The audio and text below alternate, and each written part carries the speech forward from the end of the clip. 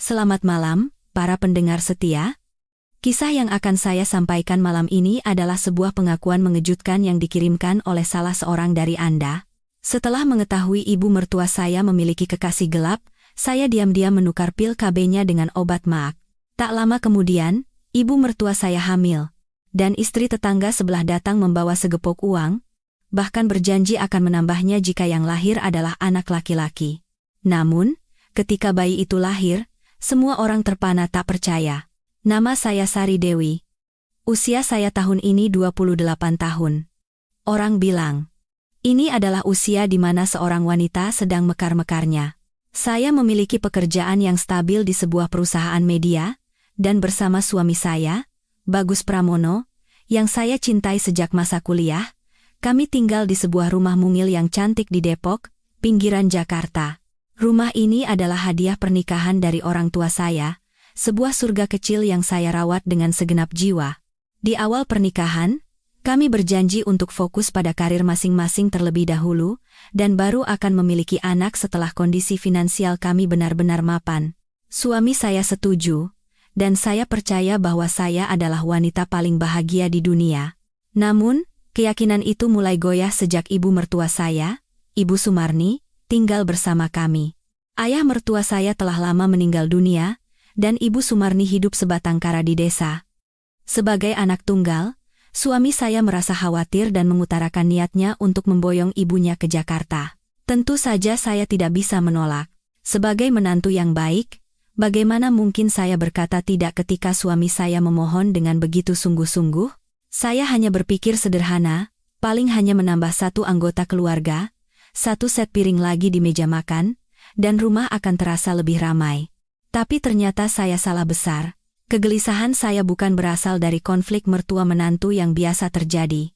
Ibu mertua saya bukanlah orang yang rewel atau cerewet, malah cenderung santai.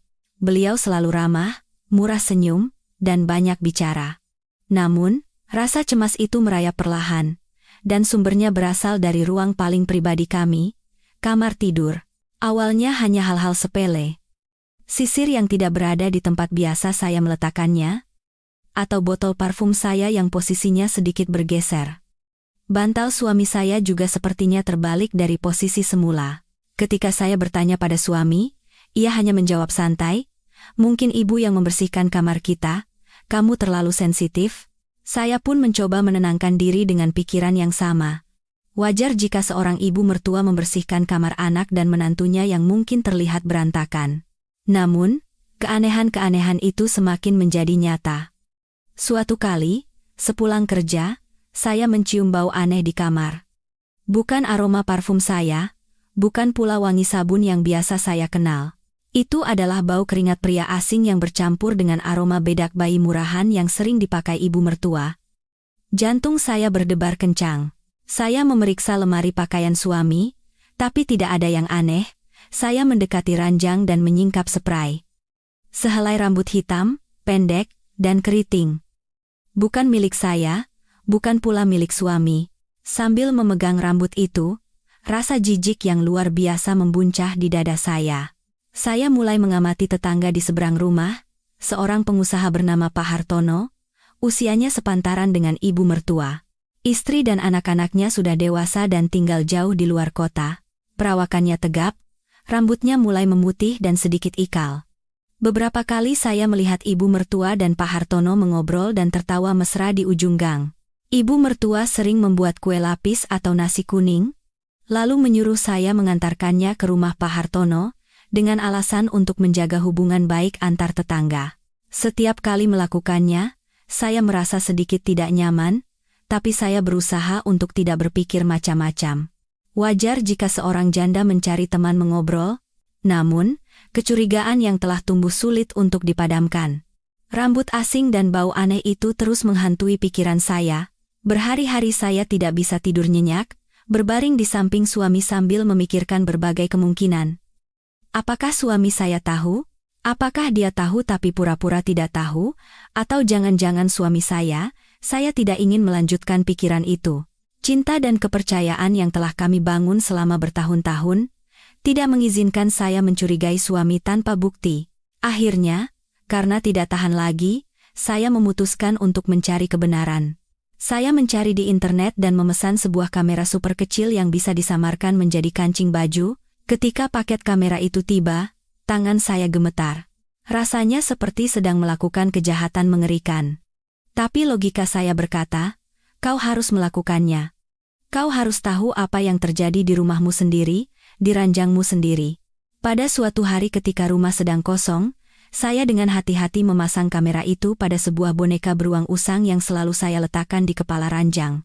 Lensa kamera saya arahkan agar bisa merekam seluruh area tempat tidur kami. Setelah semua persiapan selesai, saya terduduk di lantai. Napas saya terengah-engah. Perasaan takut bercampur dengan harapan yang aneh. Tuhan, semoga aku salah. Semoga semua ini hanya karena aku terlalu sensitif. Doa saya dalam hati. Saya berharap beberapa hari kemudian, saat memeriksa rekamannya, saya hanya akan menemukan rutinitas biasa dan bisa bernapas lega. Namun, kenyataan bukanlah mimpi yang indah. 3 hari kemudian, dengan alasan bertemu teman, saya membawa laptop dan kartu memori kamera ke sebuah kafe yang sepi. Jantung saya berdebar kencang saat memasukkan kartu memori ke laptop. Bagian-bagian yang kosong saya percepat. Lalu, rekaman itu muncul. Tepat kemarin siang, saat saya dan suami berada di kantor, pintu kamar kami terbuka, dan ibu mertua masuk.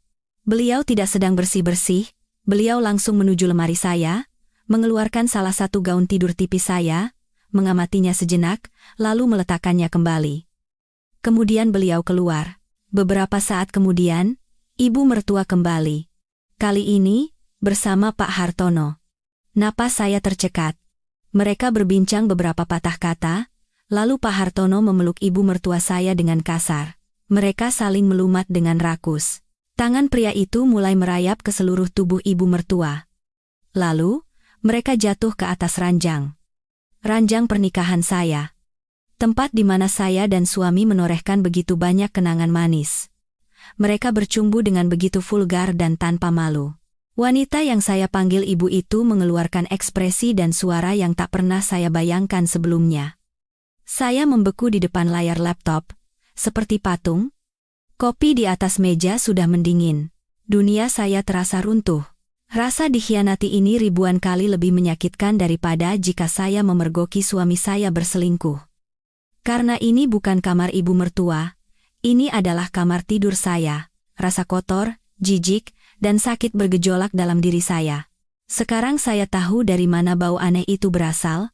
Mengapa barang-barang saya sering berantakan? Semuanya menjadi sangat jelas.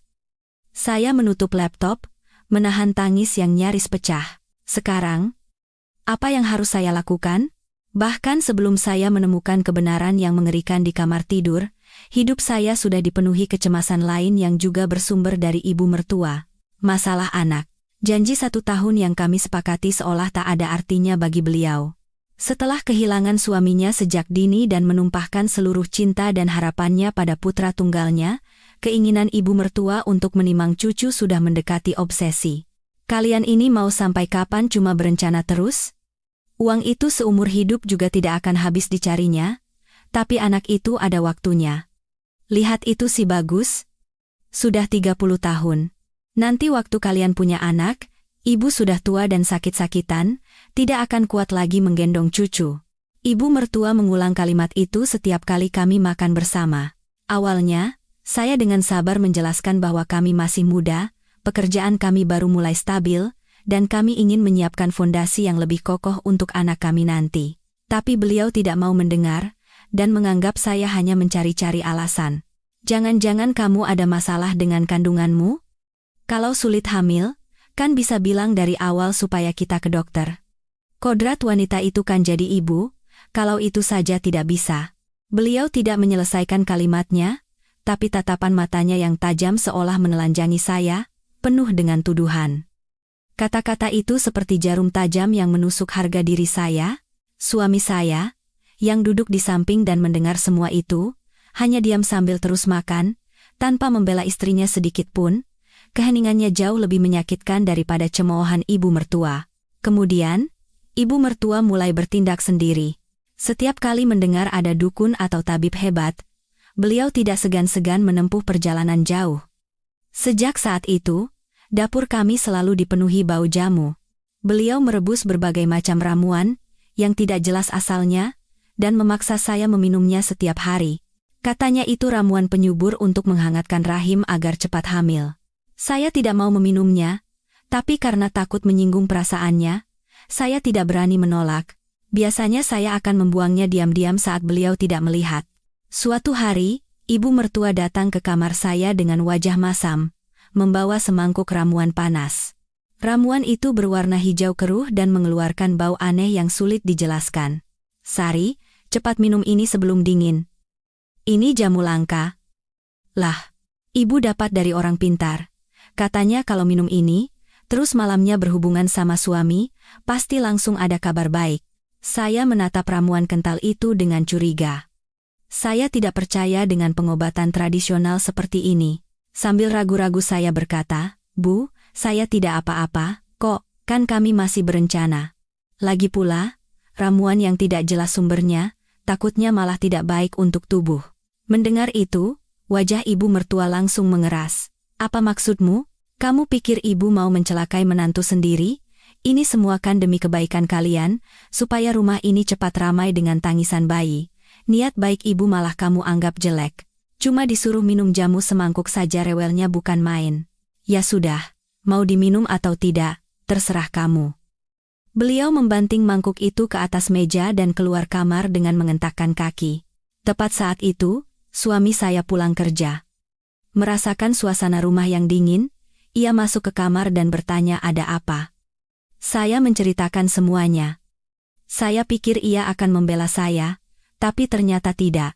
Ia menghela napas dan dengan nada bicaranya yang biasa, ia membujuk saya. "Sudah. Lah. Niat ibu kan baik, minum saja seteguk untuk menyenangkan hatinya. Paling isinya juga ramuan herbal biasa. Tidak akan kenapa-kenapa. Kamu terlalu sensitif, jadi ibu ikut kesal dan suasana rumah jadi tidak enak." Kata-kata suami membuat saya sangat kecewa. Di bawah tekanan suami dan ibu mertua, akhirnya saya memejamkan mata dan menenggak ramuan itu sekali teguk. Rasa pahit dan amis yang tertinggal di lidah membuat saya bergidik. Setelah saya menghabiskan ramuan itu, saya melihat wajah ibu mertua yang mengintip dari luar pintu berseri-seri. Malam itu, tragedi terjadi. Sekitar pukul 2 dini hari, saya terbangun karena rasa sakit yang luar biasa di perut, seolah ada yang menusuk dan memelintirnya. Keringat dingin membasahi tubuh, dan seluruh badan saya gemetar hebat. Dengan sisa tenaga, saya membangunkan suami. Suami saya menyalakan lampu, dan melihat wajah saya yang pucat pasi, ia segera menelepon ambulans. Selama perjalanan ke rumah sakit, saya nyaris kehilangan kesadaran karena menahan sakit. Setelah menjalani berbagai pemeriksaan di UGD, dokter memanggil suami saya keluar. Tak lama kemudian, suami saya kembali dengan wajah cemas. Ia mengatakan saya mengalami gejala keracunan parah yang menyebabkan kerusakan hati akut dan harus segera dirawat inap. Saya terbaring di ranjang rumah sakit dengan berbagai selang infus menancap di lengan, menahan rasa sakit yang menyiksa. Ibu mertua juga datang ke rumah sakit, wajahnya pucat tanpa darah. Ketika kami tinggal berdua di kamar, ibu mertua mendekati ranjang saya dengan hati-hati dan berkata terbata-bata, "Sari, apa? Apa ini karena jamu yang ibu berikan?" Saya tidak punya tenaga untuk menjawab, hanya menatapnya dalam diam. Ibu mertua langsung terduduk di lantai dan menangis meraung-raung. "Ya Tuhan, maafkan ibu. Nak, ibu benar-benar tidak tahu. Orang-orang bilang jamu itu bagus sekali. Ibu hanya ingin membantumu, ibu tidak tahu akan jadi begini. Tolong, jangan sampai terjadi apa-apa padamu. Kalau tidak, bagaimana nasib ibu?" Ibu mertua terus menangis dan meratap. Tapi saat itu, kata-katanya tak berarti apa-apa bagi saya. Ingin membantu? Ketidaktahuan dan keras kepalanya nyaris merenggut nyawa saya. Saya memejamkan mata, rasa lelah dan putus asa yang luar biasa menyelimuti saya. Saat itu saya tidak tahu bahwa racun itu hanyalah awal dari kebenaran yang jauh lebih mengerikan yang menanti saya. Masa-masa di rumah sakit adalah hari-hari terberat dalam hidup saya. Efek keracunan membuat tubuh saya sakit luar biasa, Tapi rasa sakit fisik itu tidak ada apa-apanya dibandingkan dengan luka di hati saya yang terkoyak. Orang tua saya yang datang dari kampung setelah mendengar kabar ini tak kuasa menahan tangis melihat kondisi putri mereka yang terbaring lemah. Ayah saya berusaha tetap tenang dan bertanya pada dokter mengenai penyebabnya. Setelah mengetahui bahwa penyebabnya adalah jamu tidak jelas dari ibu mertua, ayah saya sangat marah. Tapi demi menjaga hubungan keluarga dan posisi saya, beliau tidak memperpanjang masalah. Beliau hanya berkata pada ibu mertua dengan pelan, "Bu Besan, kami tahu ibu sayang pada anak-anak dan ingin segera menimang cucu. Tapi hal seperti ini tidak bisa dipaksakan, dan jangan percaya pada kabar burung yang tidak jelas. Kali ini Sari selamat, itu sudah untung luar biasa. Kalau sampai terjadi apa-apa, bagaimana kami bisa hidup?" Ibu mertua hanya menunduk dan terus-menerus mengulang kata maaf, menunjukkan penyesalan yang mendalam. Suami saya pun terus membela ibunya, mengatakan bahwa ibunya hanya terlalu sayang pada anak-anaknya sehingga kurang berpikir panjang.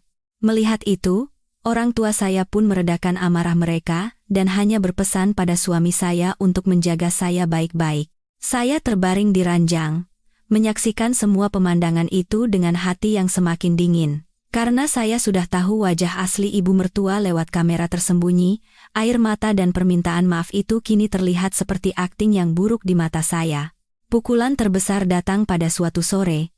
Hari itu kondisi saya sedikit membaik. Setelah perawat mengganti infus, saya tertidur karena efek obat. Bukan tidur yang lelap, jadi saya masih bisa samar-samar mendengar suara di sekitar. Saat itu, pintu kamar terbuka pelan, dan saya mendengar langkah kaki suami dan ibu mertua. Mereka mengira saya tidur pulas dan mulai berbicara sambil berbisik, tapi suara mereka terdengar jelas di telinga saya. "Bagaimana keadaan Sari?" "Itu suara ibu mertua," kata dokter. "Masa kritisnya sudah lewat, tapi hatinya rusak parah, jadi butuh pengobatan jangka panjang. Katanya, kesehatannya nanti akan sangat terganggu, dan sepertinya akan sulit punya anak, Bu." Suara suami saya penuh kekhawatiran.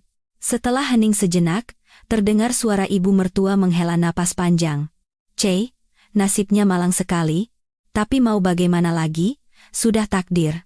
Untuk sekarang, biarkan dia fokus pada pengobatannya. Kamu coba bicarakan baik-baik dengan mertuamu, bilang saja biaya pengobatannya mahal. Mereka sayang sekali pada putrinya, pasti tidak akan segan mengeluarkan uang. Nanti uangnya kita pakai untuk biaya rumah sakit, sisanya bisa kamu pakai untuk modal usaha." Telinga saya berdengung hebat. Saya tetap berpura-pura tidur dengan napas teratur, tapi jantung saya berdetak seperti akan meledak. Suami saya ragu sejenak, lalu berkata, "Bu, apa itu tidak keterlaluan?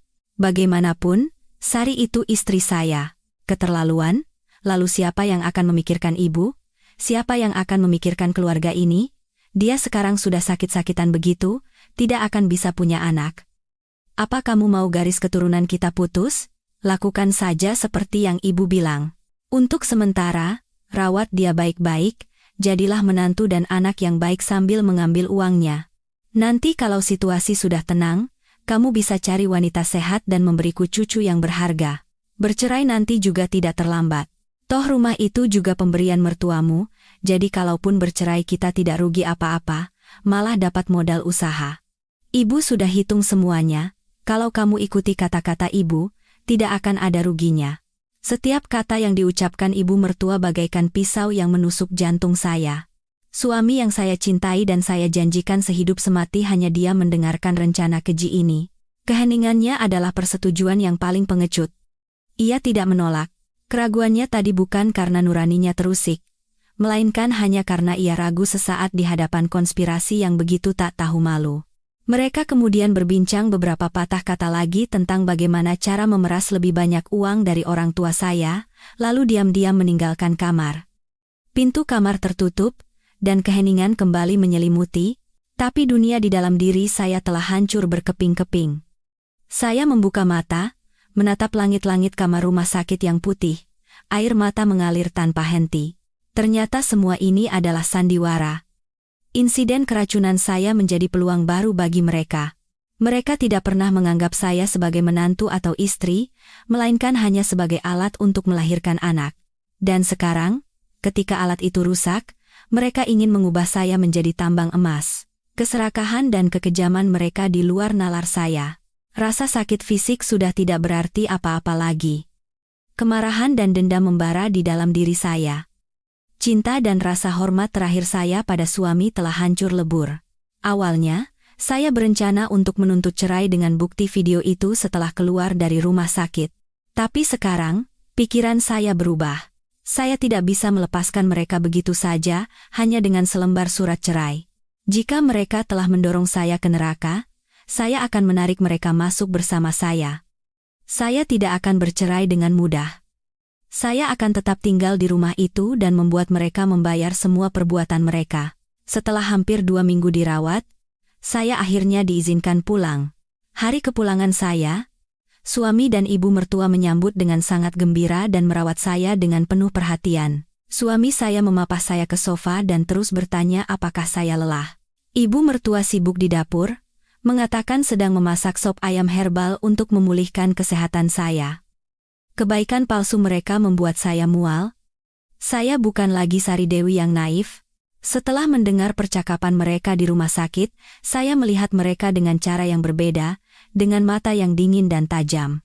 Saya berpura-pura tidak tahu apa-apa, berakting sebagai wanita lemah yang tersentuh oleh perhatian mereka. Saya mengucapkan terima kasih, tersenyum lembut, dan memainkan peran sebagai menantu dan istri yang baru saja selamat dari maut dengan sempurna.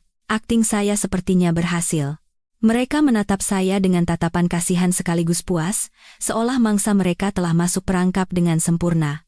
Selama beberapa hari berikutnya, saya menghabiskan sebagian besar waktu di kamar dengan alasan beristirahat. Itu adalah alasan yang sempurna untuk memberi saya waktu menyusun rencana balas dendam secara rinci.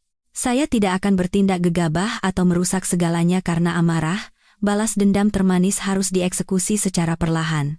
Saya akan membuat mereka merasakan penderitaan dan penghinaan, sama seperti yang mereka lakukan pada saya. Target pertama saya adalah ibu mertua. Wanita itu adalah sumber dari segala kejahatan.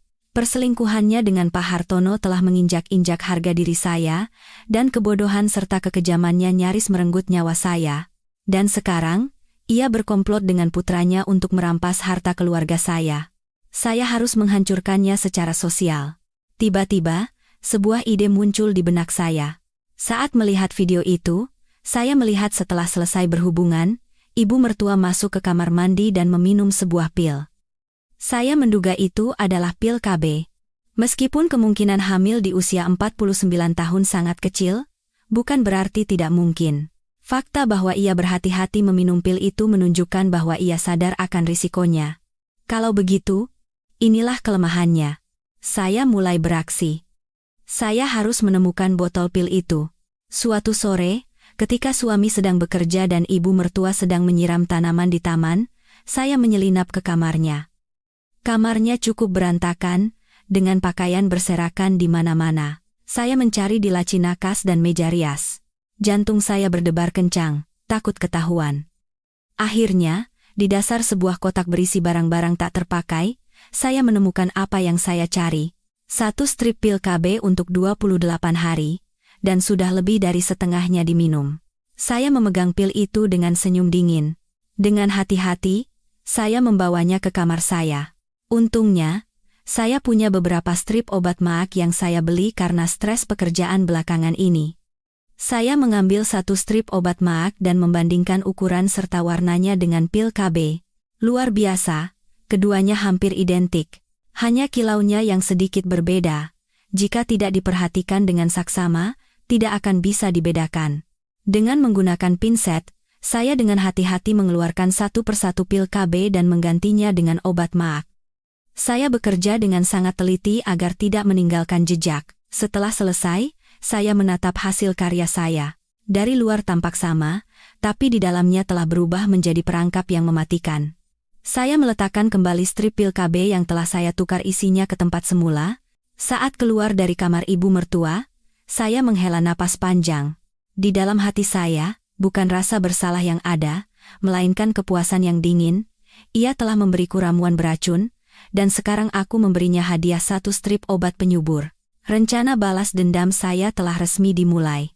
Mulai sekarang, saya akan menjadi orang yang berbeda. Saya akan menunggu dengan sabar. Sampai hari di mana benih yang saya tanam hari ini mekar dan berbuah. Dan buah itu akan menjadi buah yang paling pahit dan beracun yang pernah mereka rasakan seumur hidup mereka. Waktu berlalu dengan tenang, selama sekitar 1 bulan, dan kesehatan saya berangsur pulih.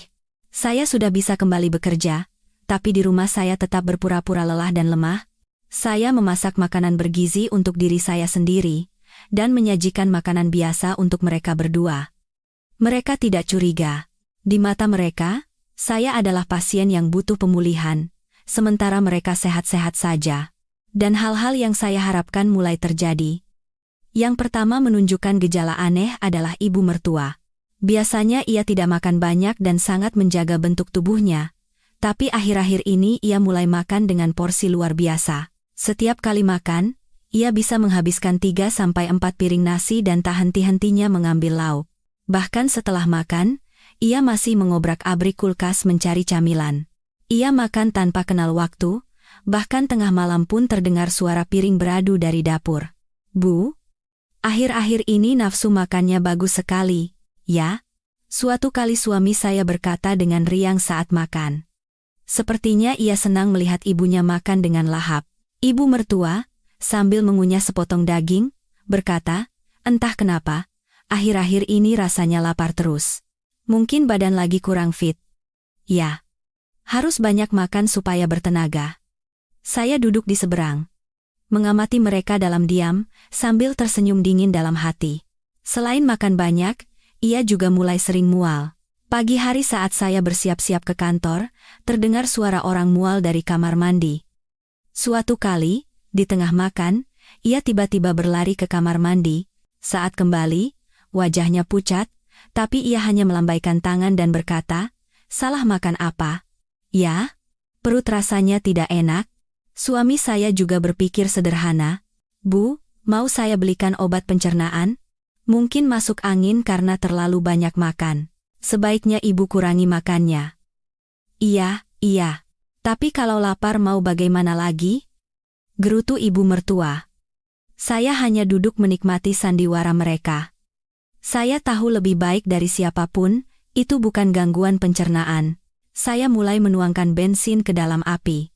Suatu malam saat kami sedang menonton TV bersama, melihat ibu mertua memakan mangga muda, saya berkata dengan suara sepolos mungkin, "Bu, akhir-akhir ini ibu sering sekali makan yang asam-asam, dan sering mual juga, ya?" Gejalanya mirip seperti teman-teman di kantor yang sedang hamil. Ucapan saya bagaikan batu yang dilempar ke danau yang tenang. Ibu mertua, yang sedang menggigit mangga, langsung berhenti, matanya membelalak menatap saya. Ia berkata terbata-bata, "Kakakmu ini bicara apa? Usia segini mana mungkin hamil?" Meskipun berkata begitu, wajahnya seketika menegang. Suami saya yang duduk di sebelahnya tertawa dan berkata, "Sayang, kamu ini ada-ada saja. Ibu kan sudah mau punya cucu, masa hamil? Mungkin cuma karena cuaca lagi tidak menentu saja, jadi badannya kurang enak, kan ibu juga punya riwayat sakit maag." "Iya. Ya. Mungkin aku yang salah pikir." Saya menjawab sambil tersenyum, tapi mata saya terus mengamati reaksi ibu mertua. Ia tidak lagi terlihat wajar. Ia buru-buru membereskan toples mangga muda dan masuk ke kamar lebih awal dengan alasan lelah. Saya tahu benih kecurigaan telah tertanam di kepalanya. Ia bisa membohongi putranya, tapi ia tidak bisa membohongi tubuhnya sendiri. Ia cukup berpengalaman untuk mengenali sinyal-sinyal abnormal ini, hanya saja ia tidak mau atau tidak mau percaya. Tapi tidak apa-apa. Saya akan membantunya perlahan-lahan menerima kenyataan itu. Sandiwara yang menarik baru saja akan dimulai. Sejak ucapan asal saya hari itu, suasana di rumah berubah secara halus. Ibu mertua menjadi lebih pendiam, sering marah tanpa alasan, dan lebih banyak menghabiskan waktu di dalam kamar. Ia juga tidak lagi terang-terangan bertemu dengan Pak Hartono. Mungkin keraguan akan kondisi tubuhnya membuatnya takut. Melihat kondisinya yang semakin memburuk, dengan mual yang semakin sering dan wajah yang selalu pucat, saya memutuskan inilah saatnya untuk membuat masalah ini menjadi lebih besar. Suatu malam saat makan malam, saya berkata dengan pura-pura tulus, "Bu, Akhir-akhir ini kondisi ibu kelihatannya kurang sehat. Besok saya ambil cuti sehari, kita ke rumah sakit untuk medical check-up, ya? Saya tidak tenang melihat ibu begini terus. Bagaimana kalau ternyata ada penyakit serius? Suami saya pun mengangguk setuju. Benar kata Sari, Bu. Jangan bilang tidak apa-apa terus. Besok pergilah dengan Sari ke rumah sakit untuk diperiksa. Jangan khawatir soal biaya. Awalnya ibu mertua ragu-ragu dan menolak. Aduh, tidak usah. Paling cuma sakit maag yang dulu kambuh lagi. Minum obat juga sembuh. Meskipun berkata begitu, matanya tidak bisa menyembunyikan kecemasan. Mungkin ia juga ingin tahu kondisi sebenarnya, tapi takut menghadapi kebenaran yang tidak diinginkan. Saya terus membujuknya dengan lembut. Penyakit itu harus diobati sejak dini, Bu. Kalau dibiarkan lama, nanti ibu malah makin menderita. Anggap saja periksa biasa biar hati tenang. Kalau tidak ada apa-apa kan malah lebih baik. Kalau ibu sehat, kami juga ikut senang. Atas bujukan saya dan suaminya, ibu mertua akhirnya dengan enggan setuju. Keesokan paginya, saya mengantar ibu mertua ke sebuah klinik kandungan yang cukup besar dan terkenal di kota. Saya sengaja memilih tempat ini, bukan rumah sakit umum. Saat mendaftar, saya meminta semua pemeriksaan yang berhubungan dengan kandungan dan USG perut. Ibu mertua tampak tidak nyaman, tapi karena sudah sampai di sini, ia tidak punya pilihan selain mengikuti kemauan saya. Saat menunggu giliran di ruang tunggu, ia terlihat sangat tegang. Kedua tangannya saling meremas. Saya duduk di sebelahnya dan menenangkannya. Ibu tenang saja, tidak akan ada apa-apa, meskipun dalam hati saya bersorak gembira. Semuanya berjalan sesuai rencana saya. Setelah hasil USG dan tes darah keluar, kami dipanggil masuk ke ruang dokter. Dokternya adalah seorang wanita parubaya yang tampak ramah. Ia melihat-lihat berkas di mejanya, lalu mengangkat kepala menatap ibu mertua sambil tersenyum dan mengucapkan kata-kata yang telah lama saya nantikan. Selamat ya, Bu. Ibu positif hamil. Usianya sekitar 7 minggu, dan detak jantungnya juga sudah terdengar. Hamil alami di usia ibu memang jarang terjadi, tapi bukan tidak mungkin, kondisi ibu juga sehat, jadi cukup jaga asupan gizi dan banyak istirahat saja. Ucapan dokter itu bagaikan petir di siang bolong bagi ibu mertua dan suami saya, yang baru saja tiba di rumah sakit. Wajah ibu mertua pucat pasi seperti kertas, ia membeku di tempat. Ia berkata terbata-bata, "Dokter, bercanda, kan? Saya kan sudah mau jadi nenek? Bagaimana bisa?" Suami saya yang berdiri di sebelahnya tampak lebih syok, wajahnya pucat pasi. Ia merebut hasil USG dari tangan dokter dan menatap tulisan di atasnya seolah tidak percaya. Dokter masih berkata dengan tenang, "Saya tidak bercanda, Bu. Hasil tes dan foto USG semuanya jelas. Ini kabar baik, jadi sebaiknya Bapak dan Ibu mempersiapkan diri." Suami saya tanpa berkata apa-apa meremas kertas hasil itu dan berlari keluar dari ruangan. Ibu mertua pun dengan panik mengikuti putranya.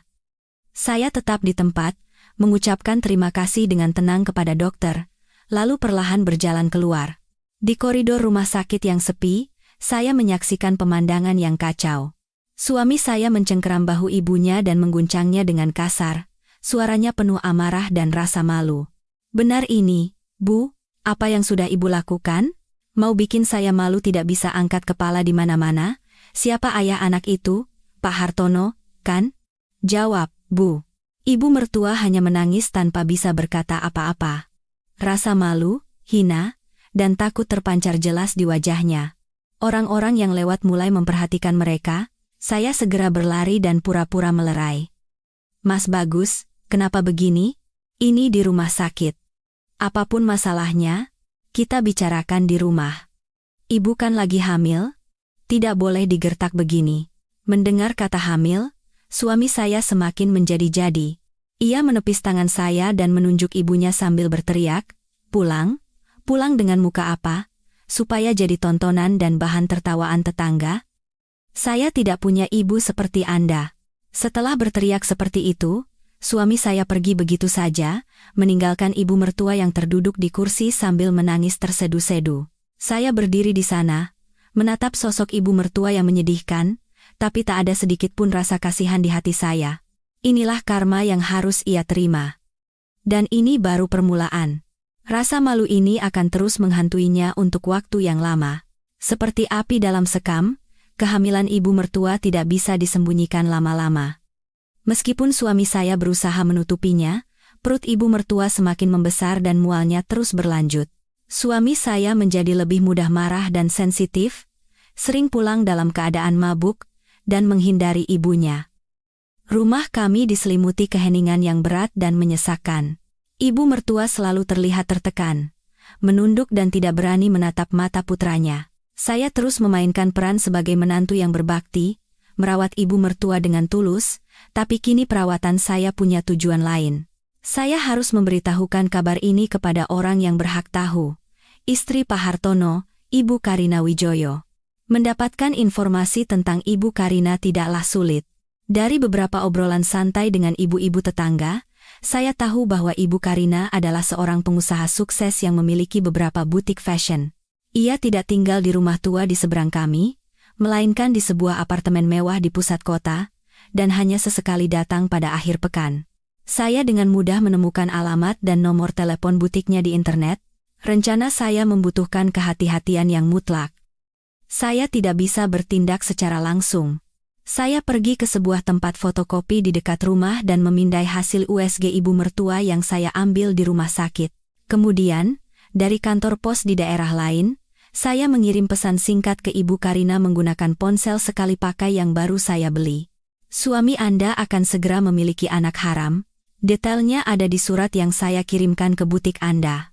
Saya juga mengirimkan foto USG tersebut.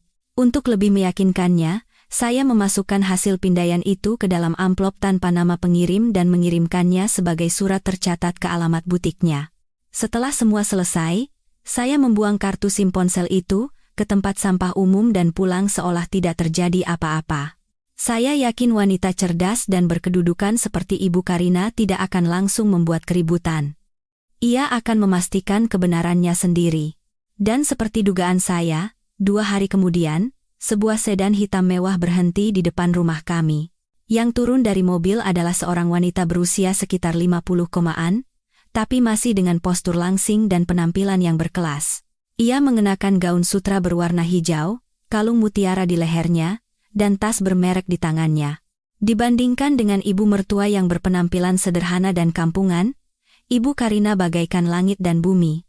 Ia tidak menekan bel, melainkan berdiri di depan gerbang, seolah mengamati isi rumah. Saat itu, ibu mertua sedang duduk di teras sambil membersihkan sayuran. Ketika melihat mobil asing dan wanita glamor yang menatapnya, ia mengangkat kepala. Begitu menyadari siapa orang itu, wajah ibu mertua pucat seperti mayat. Ia menjatuhkan keranjang sayuran di tangannya, bangkit, dan mundur beberapa langkah. Ibu Karina membuka gerbang dan perlahan berjalan masuk ke halaman. Suaranya dingin seperti es. Ibu Sumarni, lama tidak bertemu. Apa kabar? Ibu mertua gemetar dan berkata terbata-bata. Ibu Karina, ada perlu apa ke sini? Memangnya saya tidak boleh datang? Saya dengar ada kabar baik, jadi saya datang untuk mengucapkan selamat, kata Ibu Karina sambil menatap ibu mertua dari atas ke bawah dengan tajam. Tatapannya berhenti pada perut yang sedikit membuncit di balik pakaiannya. Saya tidak mengerti apa yang ibu bicarakan. Tidak ada kabar baik apa-apa. Ibu mertua berusaha menyangkal, tapi suaranya yang bergetar mengatakan segalanya. Saya berdiri di balik jendela, menahan napas sambil mengamati. Inilah saat yang saya tunggu-tunggu. Drama ini akan segera mencapai puncaknya. Ibu Karina tersenyum sinis, senyum yang sama sekali tidak hangat. Ia mengeluarkan selembar kertas dari tasnya. Itu adalah hasil USG yang saya kirimkan. Ia mengangkatnya di depan wajah ibu mertua. Pura-pura tidak tahu, atau memang tidak tahu? Ini apa? Jangan bilang ibu pergi ke rumah sakit karena sakit mak lalu salah diberi hasil seperti ini. Di hadapan bukti yang tak terbantahkan, ibu mertua benar-benar hancur. Ia terduduk, menutupi wajahnya dan menangis tersedu-sedu. Tolong maafkan saya. Semua ini salah saya. Adu mulut yang terjadi di halaman rumah kami menarik perhatian beberapa tetangga yang penasaran. Saya tahu besok seluruh gang ini akan tahu berita mengejutkan tentang keluarga kami. Momen memalukan yang begitu ditakuti suami saya akhirnya tiba. Saya pikir akan terjadi perkelahian hebat. Saya membayangkan Ibu Karina akan menjambak rambut ibu mertua, memakinya, dan membuat keributan. Tapi reaksinya benar-benar di luar dugaan saya, dan mungkin juga semua orang. Ketika ibu mertua terduduk sambil menangis memohon ampun, Ibu Karina tidak melakukan tindakan atau ucapan kasar apapun. Ia hanya berdiri diam sejenak, mengamati, lalu berkata dengan suara tanpa emosi, "Berdirilah. Menangis tidak akan menyelesaikan masalah. Kita bicara di dalam." Ibu mertua mengangkat kepalanya dengan ketakutan, seolah tidak percaya dengan apa yang didengarnya. Ibu Karina, tanpa berkata apa-apa lagi, berjalan melewati ibu mertua dan masuk ke ruang tamu kami seolah itu rumahnya sendiri. Saya segera bersembunyi. Ibu mertua bangkit dengan terhuyung-huyung, mengusap air matanya, dan mengikutinya dari belakang. Saya menguping pembicaraan mereka dari dapur. Ibu Karina duduk di sofa dan meletakkan tas mahalnya di sampingnya. Sikapnya sangat santai dan berwibawa. Ibu mertua hanya berdiri di sudut, memainkan ujung bajunya, tidak berani duduk. "Duduklah. Memangnya saya akan memakanmu?" kata Ibu Karina.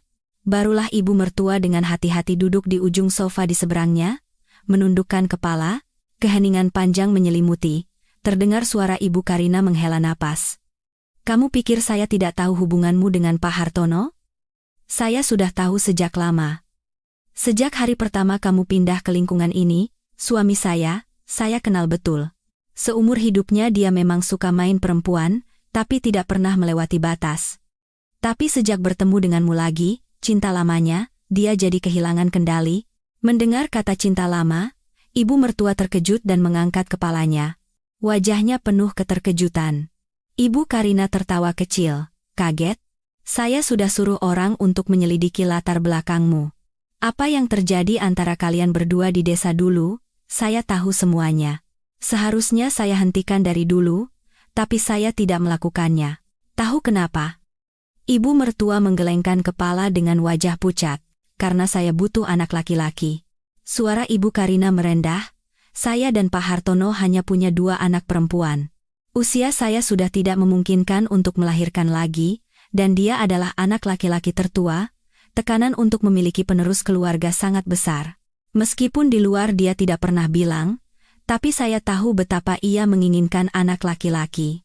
Jadi saya biarkan saja hubungan kalian. Saya bahkan diam-diam berharap kamu hamil. Dan ternyata, Tuhan mendengar doa saya. Saat itu, bukan hanya ibu mertua, saya yang menguping di dapur pun terperangah. Apa yang sedang terjadi? Logika wanita ini benar-benar tidak bisa dipercaya. Ibu Karina menatap lurus ke mata ibu mertua. Tatapannya setajam pisau. "Sekarang, saya berikan kamu 2 pilihan. Pertama, gugurkan anak itu, maka saya akan anggap tidak pernah terjadi apa-apa. Hubunganmu dengan Pak Hartono juga harus berakhir sepenuhnya. Kedua, lahirkan anak itu dan berikan pada saya. Saya jamin kamu tidak akan rugi." Ia berhenti sejenak, lalu memberikan tawaran yang tak terbayangkan. "Kalau kamu setuju melahirkan anak itu, saya akan berikan uang muka sebesar 3 miliar rupiah. Gunakan untuk biaya kehamilan dan rumah sakit. Setelah anak itu lahir dan hasil tes DNA membuktikan itu anak Pak Hartono, saya akan berikan uang lagi yang cukup untuk membuatmu hidup nyaman seumur hidup. Kalau yang lahir anak laki-laki, jumlahnya akan jauh lebih besar. Anak itu akan saya rawat, dan kamu tidak boleh berhubungan dengannya sama sekali. Bagaimana?" Ibu mertua membeku di tempatnya. Seumur hidupnya ia tidak pernah membayangkan skenario seperti ini. Istri dari kekasih gelapnya datang bukan untuk menjambak rambutnya, melainkan untuk menawarkan kontrak ibu pengganti. 3 miliar rupiah adalah jumlah uang yang tak pernah ia impikan. Ibu Karina, melihat ibu mertua diam, bangkit dari duduknya. "Saya beri waktu 3 hari untuk berpikir. Pikirkan baik-baik dan hubungi saya. Ini kartu nama saya." Ia meletakkan kartu namanya di atas meja. "Ingat, waktu tidak banyak. Kalau perutmu semakin besar, urusannya akan semakin rumit. Pilihan ada di tanganmu." Setelah berkata begitu, Ibu Karina mengambil tasnya dan berjalan keluar, meninggalkan ibu mertua yang membeku seperti batu di hadapan tawaran aneh dan masa depan yang suram. Saya berdiri di dapur, merasa semua ini berjalan ke arah yang tidak saya duga. Rencana balas dendam saya tanpa sengaja membuka jalan bagi musuh saya untuk menjadi kaya raya. Tapi saya tahu, suami dan ibu mertua yang serakah tidak akan pernah melewatkan kesempatan emas ini. Malam itu, suami saya pulang. Tidak mabuk seperti biasanya, tapi wajahnya penuh amarah. Sepanjang makan malam, ia tidak mengucapkan sepatah kata pun pada ibunya.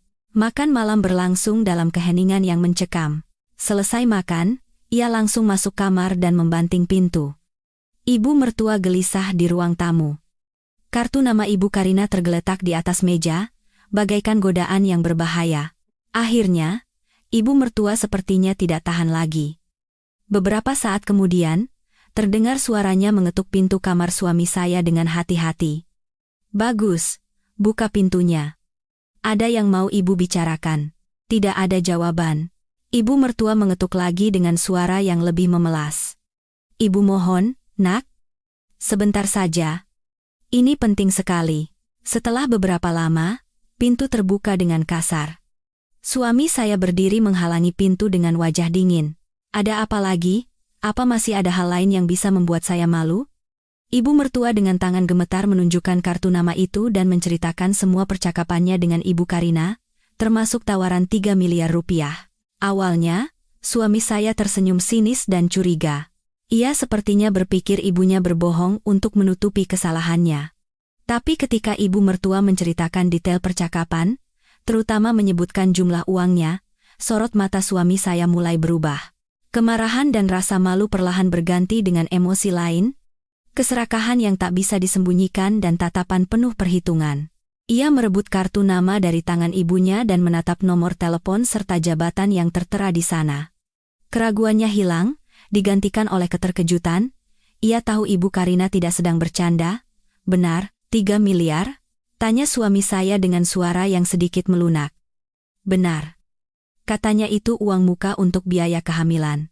Kalau lahir anak laki-laki, akan ditambah lagi, ibu mertua meyakinkan dengan cepat. Suami saya terdiam. Ia mondar-mandir di dalam kamar, kepalanya seolah penuh dengan angka. 3 miliar.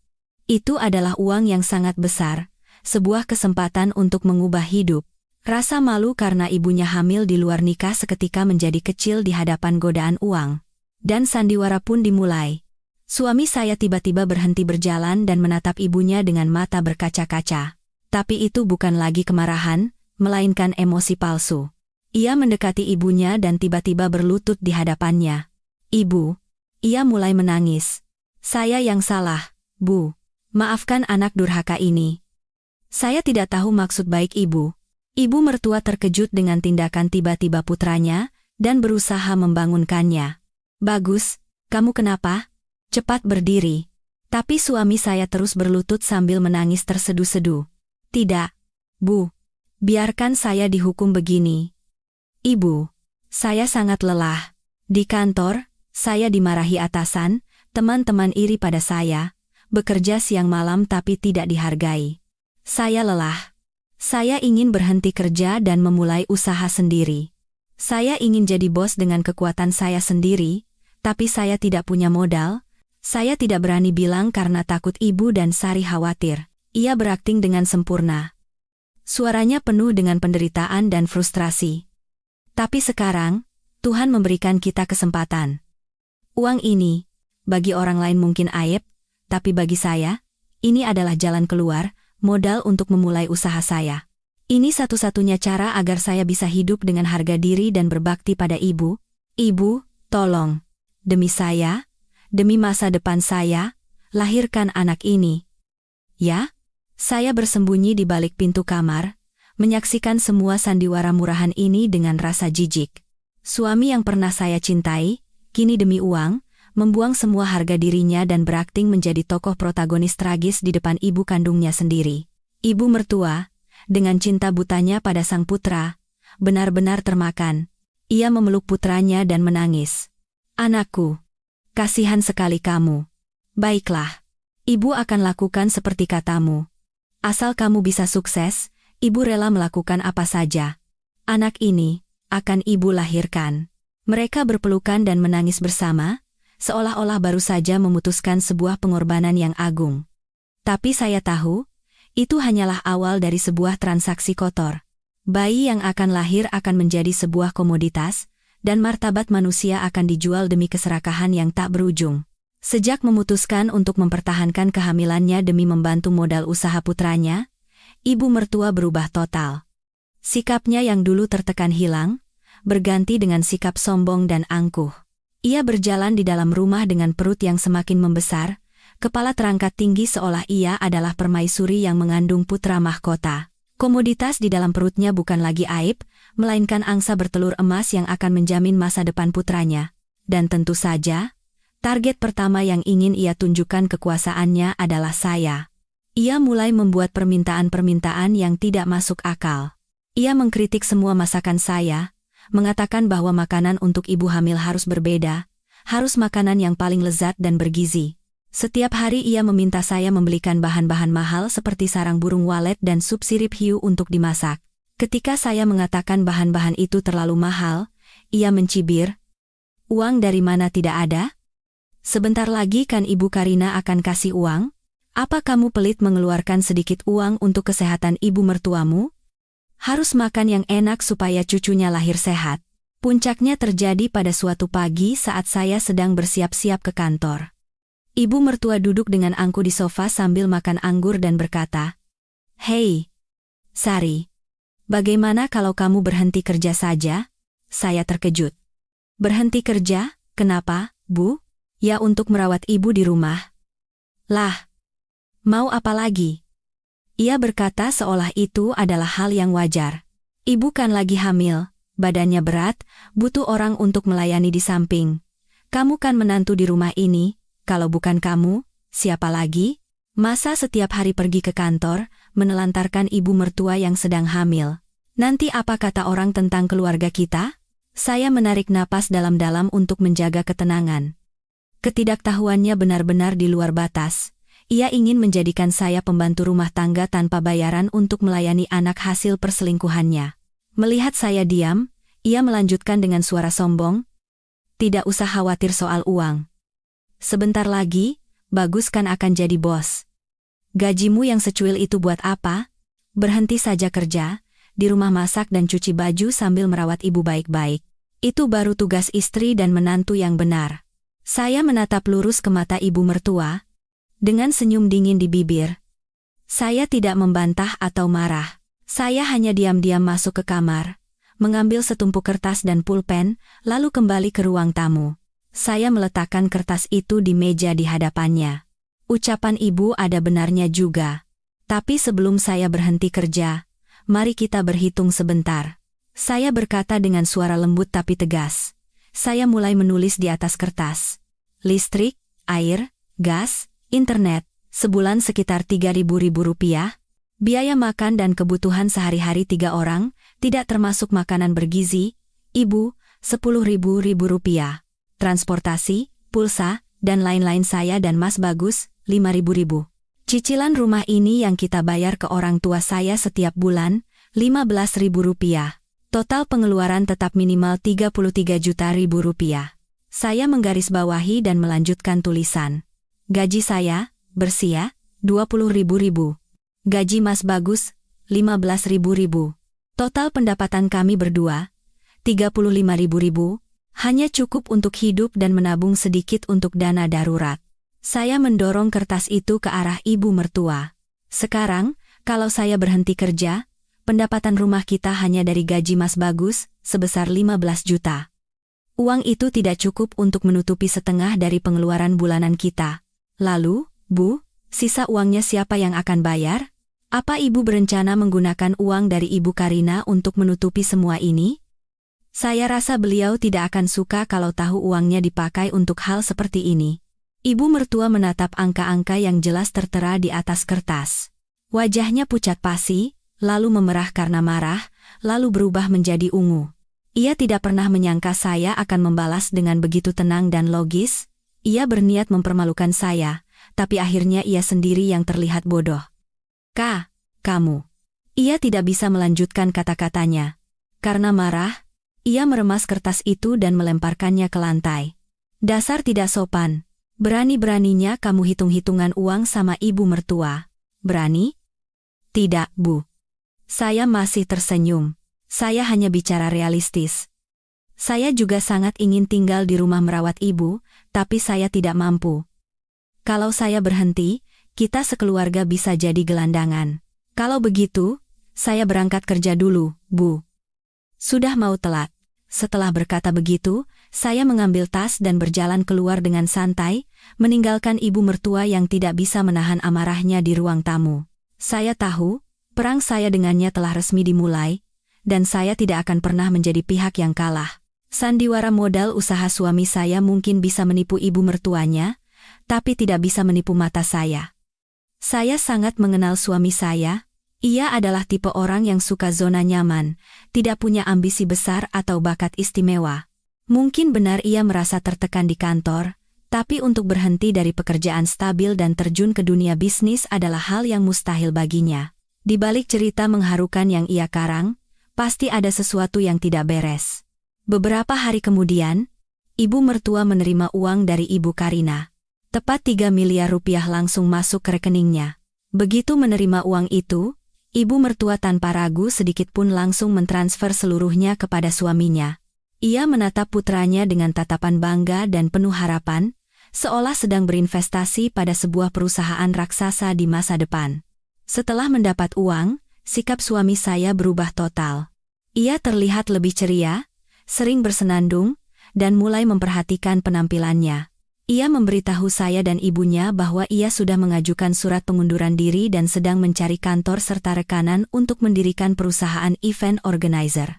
Ia terus bercerita tentang masa depan cerah di mana ia akan menjadi bos, menghasilkan banyak uang, membeli rumah dan mobil mewah. Saya hanya diam mendengarkan. Tanpa sepatah kata pun, tanpa tatapan curiga. Tapi dalam hati, saya tahu saya harus bertindak. Saya tidak bisa membiarkan mereka berdua hidup mewah dengan uang kotor dan mencapai tujuan mereka. Saya harus mendapatkan bukti dan membongkar wajah asli suami yang pernah begitu saya cintai. Saya memutuskan untuk menyewa seorang detektif swasta. Saya mendatangi sebuah kantor detektif yang memiliki reputasi baik yang saya temukan di internet. Saya menjelaskan permintaan saya untuk melacak semua kegiatan suami saya dan mencari tahu kemana sebenarnya uang 3 miliar itu digunakan, lalu membayar uang muka yang tidak sedikit.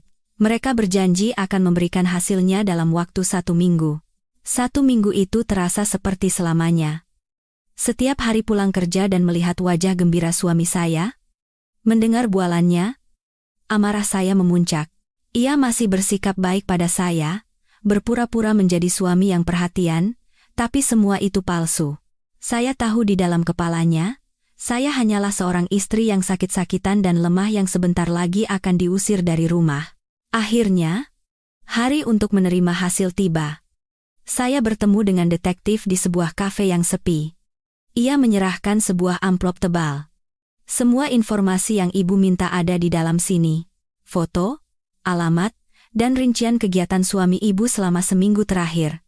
Jantung saya berdebar kencang saat membuka amplop itu. Di dalamnya ada setumpuk foto dan laporan rinci. Tangan saya gemetar saat membalik satu persatu foto. Foto suami saya sedang merangkul seorang wanita muda yang cantik. Mereka makan di restoran mewah, berbelanja di mal mahal. Ada juga foto mereka berpelukan dan berciuman mesra di depan sebuah apartemen mewah.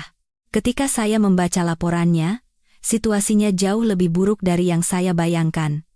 Suami saya tidak punya rencana bisnis apapun. Dengan uang ibu mertua, ia menyewa sebuah apartemen di kawasan elit di Jakarta Selatan dan menyembunyikan kekasih mudanya di sana. Namanya Bella, seorang mahasiswi seni yang usianya hampir 10 tahun lebih muda dari saya. Dan yang paling mengerikan adalah laporan itu menyebutkan bahwa suami saya terlibat dalam perjudian ilegal, beberapa kali mendatangi tempat perjudian di pinggiran kota, dan sudah kehilangan banyak uang. Ada juga foto buram yang menunjukkan suami saya sedang duduk di meja judi dengan wajah tegang. Saya tertegun di tengah kafe. Dunia terasa berputar. Inilah usahanya. Uang hasil menjual harga diri ibunya ia pakai untuk membiayai wanita muda dan dihamburkan di meja judi. Penipuan dan pengkhianatan ini jauh lebih kejam daripada saat saya menyaksikan perselingkuhan ibu mertua. Ia telah menipu semua orang.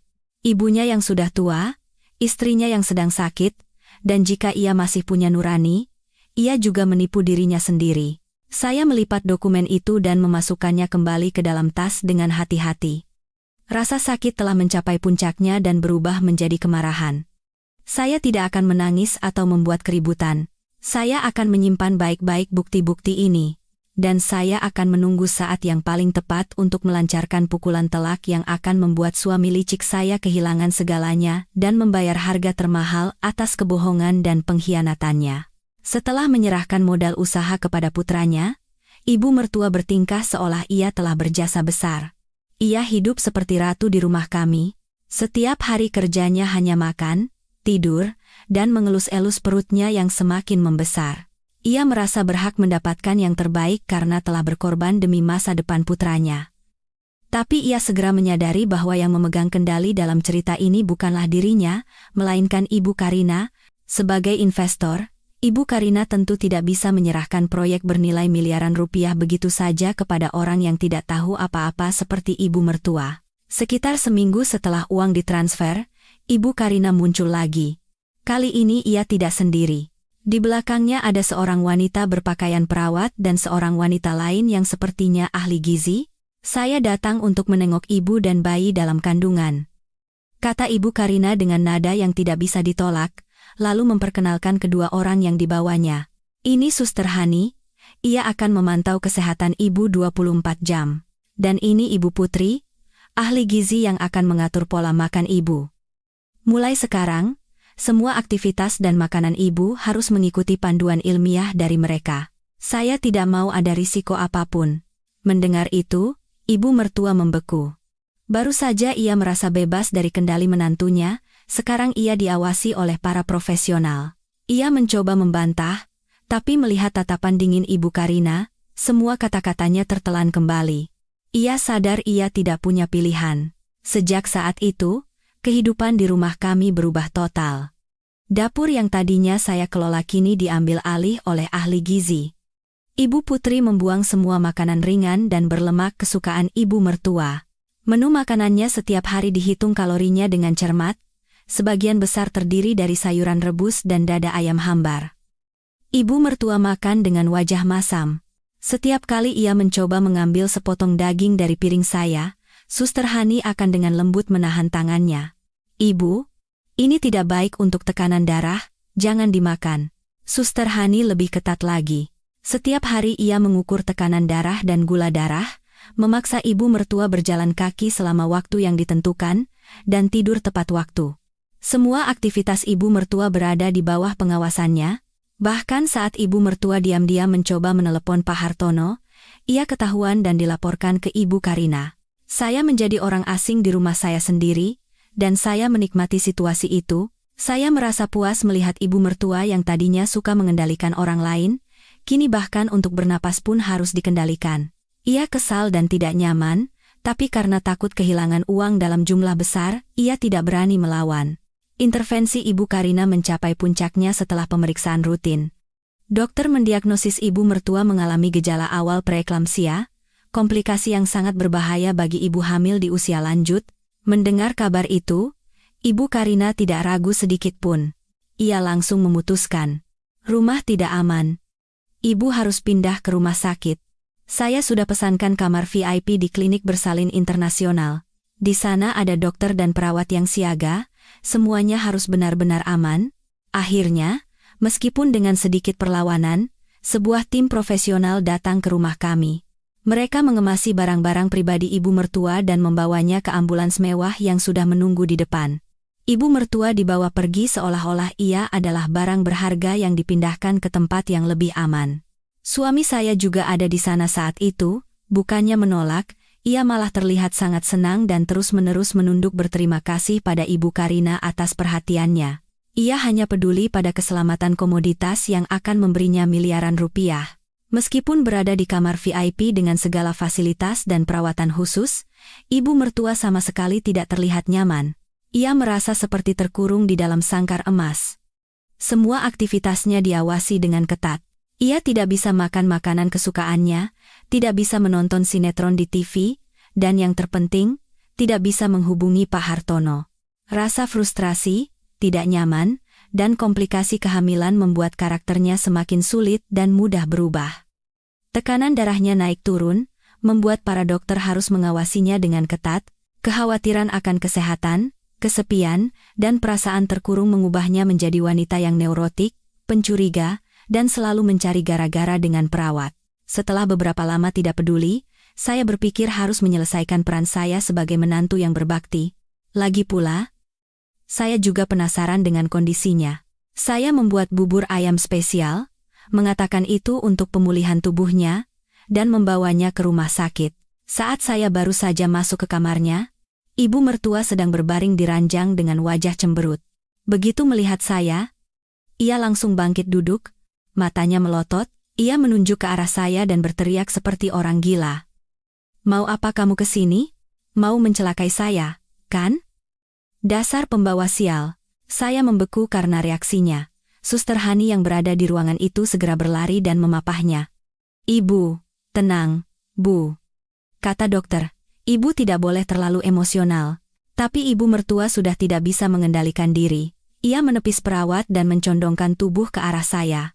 Suaranya yang tajam penuh dengan amarah. "Sejak kamu menginjakan kaki di rumah ini, tidak pernah ada sehari pun keluarga kami tenang. Gara-gara kamu musibah menimpa kami. Sekarang kamu datang ke sini mau mengutuk saya dan cucu saya, kan? Pergi. Cepat pergi dari hadapan saya." Ia mengambil vas bunga di meja samping tempat tidur dan melemparkannya ke arah saya. Untungnya saya berhasil menghindar, vas itu jatuh ke lantai dan pecah berkeping-keping, air dan bunga berhamburan kemana-mana. Suara keras itu membuat perawat dan dokter dari kamar sebelah berlarian datang. Saya berdiri membeku di tengah ruangan, sambil memegang wadah bubur ayam. Buburnya masih hangat, tapi hati saya sudah dingin membeku. Kebenciannya pada saya sudah mendarah daging.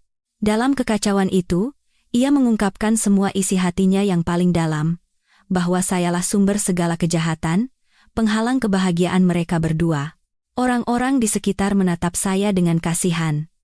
Mereka memegangi ibu mertua yang berteriak-teriak seperti orang gila.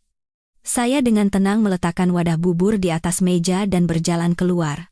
Tanpa sepatah kata pun, tanpa setetes air mata. Rasa lelah dan putus asa yang luar biasa menyelimuti saya. Sambil berjalan di koridor rumah sakit, saya merasakan kelegaan yang aneh, sandiwara menantu yang baik telah berakhir. Saya sudah cukup bersabar, berusaha memainkan peran saya. Tapi sekarang, cukup sudah. Mulai saat ini, saya tidak akan lagi ikut campur dalam hidup atau mati wanita itu. Apapun yang terjadi padanya, itu bukan lagi urusan saya. Setelah memutuskan semua hubungan dengan ibu mertua, saya merasa seolah beban seberat 1 ton terangkat dari pundak saya. Saat itu, suami saya juga hampir tidak pernah pulang. Ia berbohong dengan mengatakan sibuk dengan proyek bisnisnya, bertemu klien, dan mengurus dokumen. Tapi saya tahu ia sedang asyik dengan kekasih mudanya dan meja judi. Rumah menjadi sangat sepi. Dan dalam kesunyian itu, saya menemukan kebebasan. Saya merasa seperti terlahir kembali. Tidak ada lagi siksaan dari omelan dan permintaan tidak masuk akal ibu mertua, tidak perlu lagi melihat wajah palsu suami saya. Saya seperti burung yang dilepaskan dari sangkar. Rumah ini, meskipun menyimpan banyak kenangan pahit, kini menjadi ruang saya sendiri. Saya memutar musik kesukaan saya, memasak makanan yang ingin saya makan, berbaring di sofa membaca buku tanpa ada yang mengganggu. Saya mulai menghubungi kembali teman-teman lama yang sempat terabaikan setelah menikah. Kami bertemu di kafe, berbelanja, dan menonton film. Setelah mendengar cerita saya, teman-teman saya marah dan prihatin, tapi semua menyarankan agar saya segera mengakhiri pernikahan neraka ini. Melalui pertemuan-pertemuan itu, saya sadar bahwa masih banyak kebahagiaan di dunia ini, dan saya tidak pernah sendiri. Setelah tidak lagi terikat oleh belenggu keluarga, saya mencurahkan seluruh semangat saya pada pekerjaan. Energi positif dan konsentrasi tinggi membawa hasil yang luar biasa. Saya berhasil menyelesaikan sebuah proyek besar, mendapatkan pujian dari atasan dan bonus yang lumayan. Pekerjaan tidak hanya memberi saya kemandirian finansial, tapi juga rasa percaya diri dan pengakuan atas nilai diri saya. Yang terpenting, saya lebih banyak menghabiskan waktu dengan orang tua saya. Setiap akhir pekan saya pulang ke kampung atau membawa mereka ke Jakarta, melihat uban yang bertambah di kepala ayah dan kerutan yang semakin dalam di dahi ibu, saya sadar betapa selama ini saya telah lalai. Demi memperjuangkan keluarga yang bukan milik saya melupakan orang-orang yang mencintai saya tanpa syarat. Saya membawa orang tua saya untuk pemeriksaan kesehatan dan membelikan mereka hadiah kesukaan mereka. Melihat senyum bahagia mereka, hati saya terasa hangat dan damai. Masa-masa bebas ini membuat saya bisa melihat segalanya dengan lebih jernih. Saya tidak lagi merasa sakit atau dendam. Sebaliknya, hati saya menjadi lebih tegar dan kuat. Saya tahu apa yang harus saya lakukan. Saya diam-diam menghubungi kantor pengacara, menanyakan tentang prosedur perceraian dan mulai menyiapkan dokumen yang diperlukan. Bukti-bukti pengkhianatan suami saya simpan dengan baik. Saya tidak akan terburu-buru, saya akan menunggu hari di mana bayi itu lahir, hari di mana semua konflik mencapai puncaknya. Itulah saatnya saya akan melancarkan pukulan terakhir untuk mengakhiri segalanya dan memulai hidup baru yang benar-benar menjadi milik saya. Kehidupan yang damai berlangsung selama hampir 2 bulan. Saya hampir melupakan keberadaan ibu mertua dan suami sah saya. Saya hanya fokus pada pekerjaan, pertemanan, dan merawat diri sendiri. Saya bahkan sudah merencanakan untuk berlibur sendirian setelah semua ini selesai. Dunia saya tidak lagi terkurung di dalam rumah yang menyesakan itu.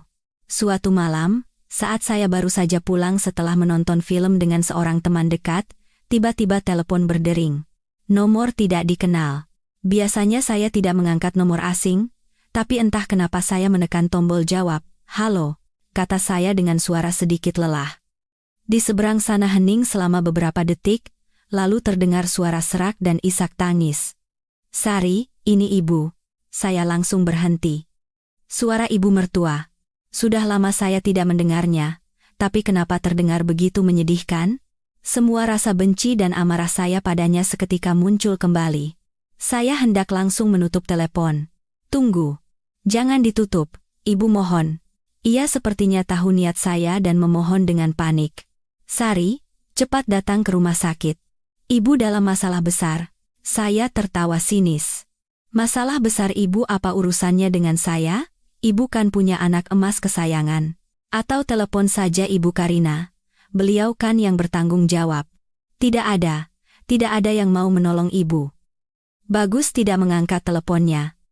Dan wanita itu, Ibu Karina. Dia mau membunuh ibu.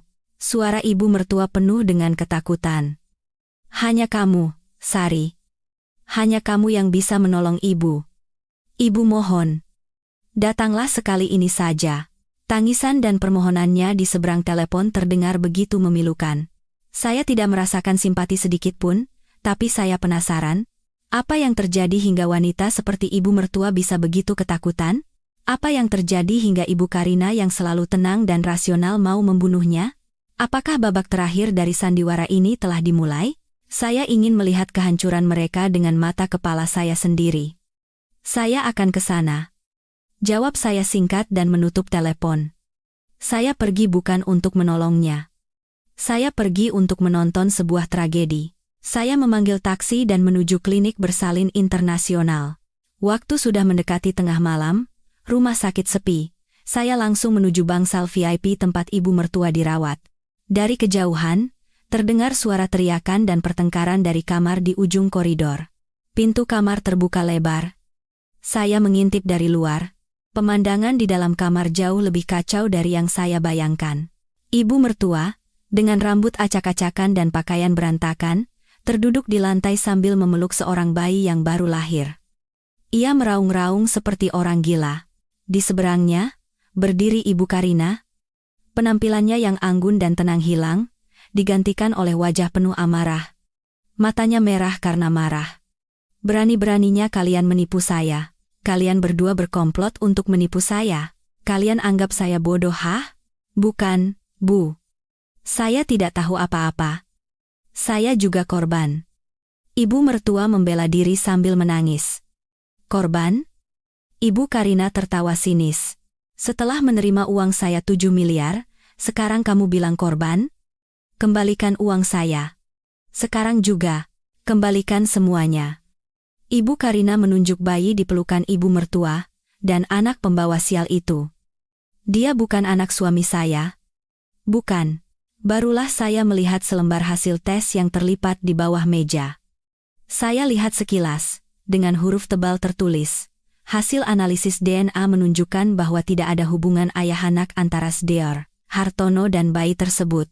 Akhirnya, babak terakhir telah usai. Kartu terakhir yang dipertaruhkan oleh ibu mertua dan ibu Karina ternyata adalah kartu mati. Ibu Karina sepertinya sudah kehilangan kesabarannya. Ia mendekat untuk merebut bayi itu. Anak ini harusnya dibuang saja ke panti asuhan. Makhluk pembawa sial seperti ini tidak seharusnya lahir. Jangan, dia cucu saya, teriak ibu mertua sambil memeluk bayi itu erat-erat. Cucu, katanya, bukan anak. Apakah itu kesalahan ucap yang tidak disengaja? Atau sebuah pengakuan yang terlambat? Dalam kekacauan itu, ibu mertua melihat saya yang berdiri di ambang pintu, seolah melihat penyelamat. Ia merangkak ke arah saya dan memegang kaki saya. Sari, tolong ibu. Wanita ini mau merebut cucu ibu. Tolong katakan sesuatu padanya. Kamu kan menantuku. Kamu harus melindungi ibu mertuamu. Saya menatap wanita yang menangis menyedihkan di kaki saya. Hati saya tidak tergerak sedikit pun. Melindungi wanita yang nyaris membunuh saya dan bersekongkol dengan putranya untuk mengusir saya ke jalanan, sungguh konyol. Saya dengan dingin menepis tangannya dan mundur selangkah. Saya menatap ibu Karina dan ibu mertua bergantian. Urusan kalian berdua, selesaikan sendiri. Ini bukan urusan saya. Setelah berkata begitu, saya berbalik dan dengan tegas pergi dari tempat itu.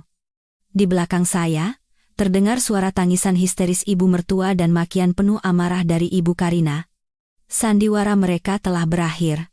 Sekarang, giliran saya untuk memulai sandiwara saya. Keluar dari rumah sakit, saya tidak langsung pulang. Saya tahu suami saya tidak ada di sana. Sekarang adalah waktunya untuk menghadapinya secara langsung. Saya mengeluarkan alamat apartemen di Jakarta Selatan yang diberikan oleh detektif. Saya memanggil taksi lain dan memberikan alamatnya. Jantung saya tidak lagi berdebar karena sakit. Hati saya dipenuhi oleh tekad yang dingin. Taksi berhenti di depan sebuah gedung apartemen yang mewah. Saya masuk ke lobi, naik lift, dan mencari nomor unit yang tepat. Berdiri di depan pintu berwarna coklat tua, saya menarik napas dalam-dalam. Saya menekan bel. Tak lama kemudian, pintu terbuka. Yang muncul dari celah pintu adalah seorang wanita yang sangat muda. Wajahnya cantik, tapi terlihat lelah. Dan yang menarik perhatian saya adalah perutnya yang juga buncit. Ia juga sedang hamil. Wanita itu menatap saya dengan curiga. Siapa? Ya? Sebelum saya sempat menjawab, terdengar suara suami saya dari dalam. Siapa? Sayang? Ia berjalan keluar. Ia hanya mengenakan celana pendek, rambutnya acak-acakan. Begitu melihat saya, senyum di wajahnya membeku. Ekspresinya berubah dari kaget menjadi ketakutan. Sari? Kok kamu bisa di sini? Ia berkata terbata-bata. Saya tidak menatapnya. Pandangan saya tertuju pada wanita itu. Ia juga menatap saya dan suami saya bergantian dengan ekspresi bingung dan curiga. Saya tersenyum. Senyum yang ramah, tapi penuh arti. Halo, saya Sari Dewi, istri Mas Bagus Pramono. Dua kata istri meledak seperti bom. Wanita itu terkejut, matanya membelalak menatap saya, lalu menoleh ke arah suami saya seolah meminta penjelasan. Istri, katanya kamu sudah cerai, Mas? Suami saya panik dan mencoba mendorong saya keluar. Kamu ngomong apa? Kalau ada yang mau dibicarakan, di rumah saja. Ini bukan tempatmu untuk membuat keributan. Saya tidak membiarkannya mendorong saya. Saya melewatinya dan masuk ke dalam. Apartemen itu tidak besar, tapi ditata dengan cantik dan penuh dengan barang-barang wanita. Saya melihat sekeliling, lalu menoleh ke arah mereka. Saya datang bukan untuk membuat keributan. Saya berkata dengan sangat tenang. Saya datang untuk memberikan beberapa hal pada suami saya. Saya membuka tas, mengeluarkan tumpukan dokumen dari detektif, dan meletakkannya di atas meja. Foto pertama adalah adegan suami saya dan wanita ini berciuman dengan mesra. Saya juga mengeluarkan surat gugatan cerai yang telah disiapkan oleh pengacara saya. Mas Bagus, lihat lagi sandiwara modal usahamu yang mengharukan itu. Lihat baik-baik apa yang kamu lakukan dengan uang hasil menjual harga diri ibumu. Saya mendorong tumpukan foto itu ke arah wanita itu. Dan kamu juga, lihat, pria yang menjadi ayah dari anak di kandunganmu ini, bagaimana ia telah menipu kamu dan keluarganya? Bella, kekasih suami saya, mengambil foto-foto itu dengan tangan gemetar. Semakin banyak foto yang ia lihat, wajahnya semakin pucat. Foto-foto suami saya merangkulnya dan membelikannya barang-barang mahal, diselingi dengan foto-fotonya di meja judi. Ekspresinya berubah dari kaget, menjadi marah, lalu menjadi jijik. Ia melemparkan tumpukan foto itu ke wajah suami saya sambil berteriak, "Dasar penipu! Kamu menipu saya. Katanya kamu pengusaha sukses dan cerai karena tidak cocok. Ternyata kamu cuma penipu yang memeras ibumu sendiri." Suami saya tidak sempat menghindar, dan foto-foto itu berhamburan di lantai. Ia panik dan mencoba membela diri. "Bella, dengarkan dulu penjelasanku. Ini tidak seperti yang kamu pikirkan." "Diam." Bella tidak memberinya kesempatan. Ia terlihat sangat kecewa dan mulai menangis. Tapi itu adalah tangisan kemarahan. "Aku percaya sama kamu. Aku sudah memberikan segalanya, tapi kenapa kamu tega melakukan ini padaku?" Ia tanpa ragu mengayunkan tangannya dan menampar pipi suami saya dengan keras. Suara PLAK menggema di dalam ruangan. Tidak berhenti di situ. Ia menendang tulang kering suami saya dengan sekuat tenaga, membuatnya mengerang kesakitan dan terduduk. "Manusia sampah! Pergi dari hidupku." Setelah berkata begitu, ia tidak lagi menoleh ke arah suaminya, berlari ke kamar tidur dan menarik koper yang sepertinya sudah disiapkan. Ia melewati saya dan suami saya, membuka pintu, dan menghilang, meninggalkan keheningan yang menyesakan. Suami saya terduduk di lantai, memegangi pipinya yang memerah dan kakinya yang sakit. Hanya dalam beberapa menit, ia kehilangan segalanya. Uangnya hampir habis karena judi, kekasihnya yang sedang hamil meninggalkannya. Yang tersisa hanyalah saya, dan surat cerai yang dingin. Ia mengangkat kepala dan menatap saya. Matanya tidak lagi menunjukkan ketakutan, melainkan keputusasaan yang luar biasa. Ia merangkak, memegang kaki saya, dan memulai aktingnya yang biasa. "Sari, aku salah. Aku benar-benar salah. Tolong, maafkan aku sekali ini saja. Semua ini karena ibu. Karena situasi yang memaksa. Aku akan berubah. Kita mulai lagi dari awal, ya?" Saya menatap pria yang menangis menyedihkan di kaki saya. Hati saya tidak tergerak sedikit pun. "Maaf? Mulai dari awal, semuanya sudah terlambat. Cinta dan kepercayaan saya padanya sudah mati hari itu di rumah sakit, saat saya mendengar percakapannya dengan ibunya." Saya dengan dingin melepaskan tangannya. "Tanda tangani." Saya meletakkan surat cerai dan pulpen di hadapannya. "Kalau kamu tanda tangani ini, tidak ada lagi apa-apa di antara kita. Rumah itu milik orang tua saya, jadi kamu tidak punya bagian. Kamu sudah dapat modal usaha 7 miliar, kan? Cukup, kan?" Suami saya menatap surat itu dan saya bergantian dengan tatapan memohon. Tapi di hadapan sikap saya yang tegas dan dingin, ia sadar bahwa semuanya benar-benar telah berakhir. Dengan tangan gemetar, ia mengambil pulpen dan menuliskan namanya di atas kertas yang menentukan nasib pernikahan kami. Setelah suami saya menandatangani surat cerai, saya tidak tinggal lebih lama 1 detik pun. Saya kembali ke rumah yang pernah menjadi surga kami. Perasaan saya aneh. Tidak ada lagi ketegangan yang menyesakkan, tapi kekosongan yang dingin mengisi tempatnya. Saya mulai mengemasi barang-barang pribadi saya ke dalam koper. Sebentar lagi saya akan menjual rumah ini dan memulai hidup yang benar-benar baru di tempat lain. Saat saya sedang mengemasi barang, tiba-tiba pintu depan terbuka. Ibu mertua masuk dengan terhuyung-huyung sambil menggendong seorang bayi. Penampilannya sangat menyedihkan. Rambutnya acak-acakan, ia masih mengenakan pakaian rumah sakit, dan matanya kosong. Sepertinya ia diusir dari rumah sakit setelah membuat keributan.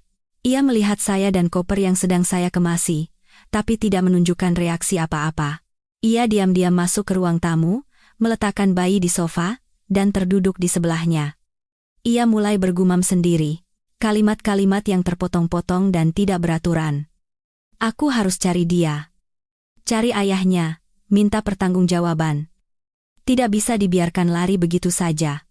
Saya berdiri di ambang pintu, mengamati pemandangan itu, lalu penasaran, saya mendekat dan bertanya, meskipun saya tahu itu pertanyaan yang tidak perlu. Siapa? Bukankah ayah bayinya Pak Hartono? Ibu mertua mengangkat kepala dan menatap saya. Matanya tidak lagi menunjukkan ketajaman atau keganasan seperti dulu, hanya kekosongan yang gila. Tiba-tiba ia tertawa terbahak-bahak, tawa yang mengerikan. Pak Hartono, orang tua itu mana punya kemampuan? Kasihan sekali istrinya. Aku kan cuma memanfaatkan orang tua itu sedikit. Ia menunduk, menatap bayi yang tertidur. Ekspresi perhitungan yang aneh melintas di wajahnya. Dia yang harus tanggung jawab. Orang tuanya juga, meskipun rumahnya miskin, tapi di desa kan punya sepetak tanah. Nanti aku ke sana, tidur di depan rumahnya, karena malu pasti mereka tidak akan bisa pura-pura tidak tahu. Nanti, dia harus menikah denganku, dan membesarkan anakku. Mendengar itu, saya merasa merinding. Wanita ini, meskipun telah jatuh ke jurang kegagalan dan kehinaan, masih terus berhitung. Di kepalanya tidak ada konsep malu, yang ada hanyalah rencana licik dan ancaman untuk bertahan hidup. Saya tidak ingin tinggal di sini 1 menit pun lagi. Saya menarik koper saya ke ruang tamu, melewati mereka berdua. Saat saya hendak keluar pintu, ibu mertua bergumam, seolah pada dirinya sendiri tapi sengaja agar saya dengar. Masih muda, kok. Baru 20 tahun, masih mahasiswa, rumahnya memang miskin sekali, tapi tidak apa-apa. Orang miskin lebih gampang diatur. Mahasiswa 20 tahun. Kebenaran terakhir ini lebih mengejutkan saya daripada fakta bahwa Pak Hartono bukan ayah bayinya. Wanita ini benar-benar sudah gila. Tidak cukup menghancurkan hidupnya sendiri, sekarang ia berencana menghancurkan hidup seorang pemuda yang usianya tidak jauh dari putranya sendiri. Saya menoleh ke arahnya untuk terakhir kalinya. Iya. Sambil memeluk bayi itu, masih menggumamkan rencananya, matanya bersinar tidak wajar. Saat itu, saya merasakan semacam kekaguman yang aneh pada kelicikannya. Bukan kekaguman, melainkan keterkejutan yang luar biasa pada daya tahan hidup dan kelihayan manusia yang telah membuang semua martabatnya. Saya tidak berkata apa-apa lagi. Saya membuka pintu, menarik koper saya keluar. Sinar matahari sore menerpa mata saya, sedikit menyilaukan, tapi hangat. Saya menghirup udara segar di luar dalam-dalam. Di belakang saya, pintu perlahan tertutup, menutup semua masa lalu saya yang menyakitkan, penuh tipu daya, dan penghinaan. Saya mungkin kehilangan suami dan keluarga, tapi saya mendapatkan kembali diri saya sendiri. Jalan di depan masih panjang, tapi saya tahu itu akan menjadi jalan kebebasan dan kedamaian. Kehidupan baru telah menanti saya,